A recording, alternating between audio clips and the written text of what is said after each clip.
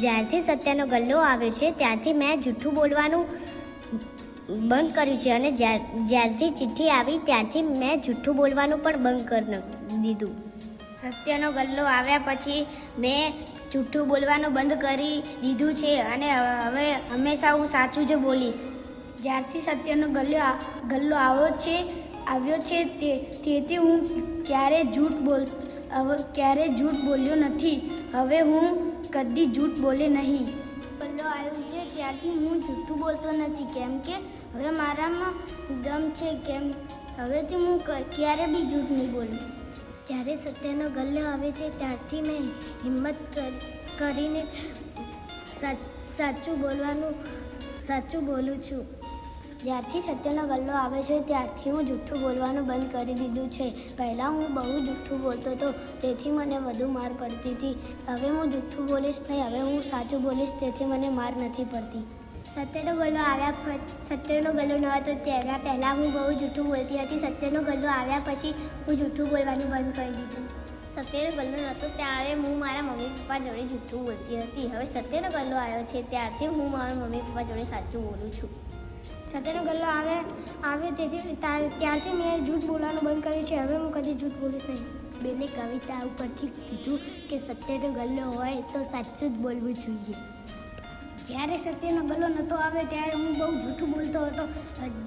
જ્યારે સત્યનો ગલ્લો આવે ત્યારે હું સાચું બોલું છું. સત્યનો ગલ્લો નહોતો તો હું બહુ જૂઠું બોલતો હતો. સત્યનો ગલ્લો આવ્યો એટલે હું સાચું જ બોલીશ.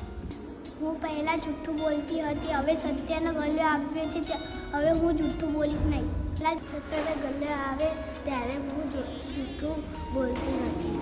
સત્યનો ગલ્લો આવ્યો એટલે હું જૂઠું હવે બોલતી નથી હંમેશા. મારું નામ તન્વી છે. હું ધોરણ 7માં ભણું છું. અમારી સ્કૂલમાં સત્યનો ગલ્લો બનાવવામાં આવ્યો છે. સત્યનો ગલ્લો નહોતો બનાવ્યો તે પહેલાં હું ખૂબ જૂઠું બોલતી હતી અને મારા ભણવામાં પણ હું ખૂબ નબળી હતી. જ્યારે અમારા સ્કૂલમાં સત્યનો ગલ્લો બનાવવામાં આવ્યો છે ત્યારથી જ મારામાં ઘણું બધું પરિવર્તન આવ્યું છે અને હું ભણવામાં પણ થોડી ઘણી સુધરી છું. કૃષ્ણ, હું સુહાની છું. હું ધોરણ 7માં અભ્યાસ કરું છું. અમારા શિક્ષક શ્રી હેતલબેને સત્યનો ગલ્લો બનાવે છે. તેમાં મેં ભાગ લીધો છે. હું પહેલાં ખૂબ જ જૂઠું બોલતી હતી. જ્યારથી સત્યનો ગલ્લો આવ્યો છે ત્યારથી હું જૂઠું બોલવાનું બંધ થઈ ગઈ છું અને અમારા શિક્ષકશ્રીએ અમને સત્ય બોલવાનું ખૂબ શીખવે છે.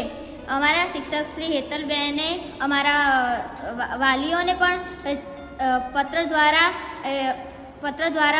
કહ્યું હતું કે વિદ્યાર્થીઓને કશું બોલશો નહીં, સત્ય હંમેશા શીખવાડો. અને અમારા શિક્ષક શ્રી હેતલબેને વાર્તા દ્વારા, કવિતા દ્વારા પણ અમને સત્ય બોલતા શીખવાડ્યું છે. મારું નામ આયુષી છે. હું ધોરણ 7માં અભ્યાસ કરું છું. હું રામબાગ શાળાની પ્રાથમિક શાળા નંબર 8માં અભ્યાસ કરું છું. જ્યારથી અમારી શાળામાં સત્યનો ગલ્લો આવ્યો છે ત્યારથી મારામાં જૂઠું બોલવાનું ગયું છે અને સત્ય આવી ગયું છે. હું પહેલાં જ્યારે જૂઠું બોલતી હતી ત્યારે મને બીક લાગતી હતી કે મારી મમ્મી જો મને પકડી લેશે તો, પણ હવે સત્ય આવી ગયું છે તો હું મારી મમ્મીને સત્ય કહું છું તો મારી મમ્મી શિક્ષા કરતી નથી. કારણ કે અમારા શિક્ષકશ્રીએ અહીંયા મિટિંગ ભરી હતી, ત્યાં પત્ર આપીને કહ્યું હતું કે બાળક સત્ય બોલે તો શિક્ષા કરશો નહીં. તો મારી માતા મને કદી શિક્ષા કરતી નથી. સત્ય બોલે છે તો મારી માતા ખુશ થાય છે. પહેલાં હું સત્ય બોલતી તો મને બીક લાગતી હતી, મને માર પડશે તો, પણ હવે મને કંઈ બીક લાગતી નથી અને મને આત્મવિશ્વાસ આવી ગયો છે અને એમાંથી મને ઘણી શીખ મળી છે. જય શ્રી કૃષ્ણ. મારું નામ દુર્ગા છે. હું ધોરણ 7માં અભ્યાસ કરું છું. અમારા વર્ગ શિક્ષકે અમને વાર્તા અને કવિતા દ્વારા અમને સત્ય બોલતા શીખવાડ્યું છે. અમારા વર્ગ શિક્ષકે પ્રોજેક્ટ રીતે એક સારો સત્યનો ગલ્લો બનાવ્યો છે. તેમાં આપણને પીળી અને લીલી ચિઠ્ઠીમાં લખવાનું હોય છે.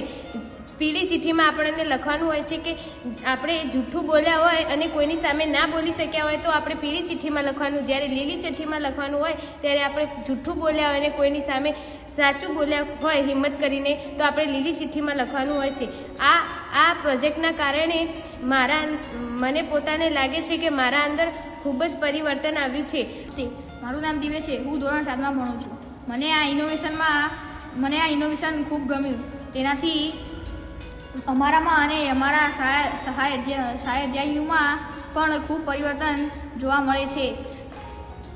આ ઇનોવેશનનું નામ સત્યનો ગલ્લો છે.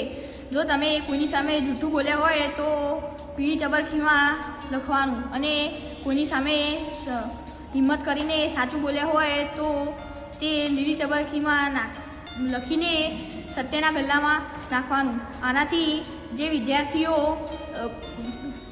બીજાની સામે બોલવામાં શરમાતા હતા તે પણ અત્યારે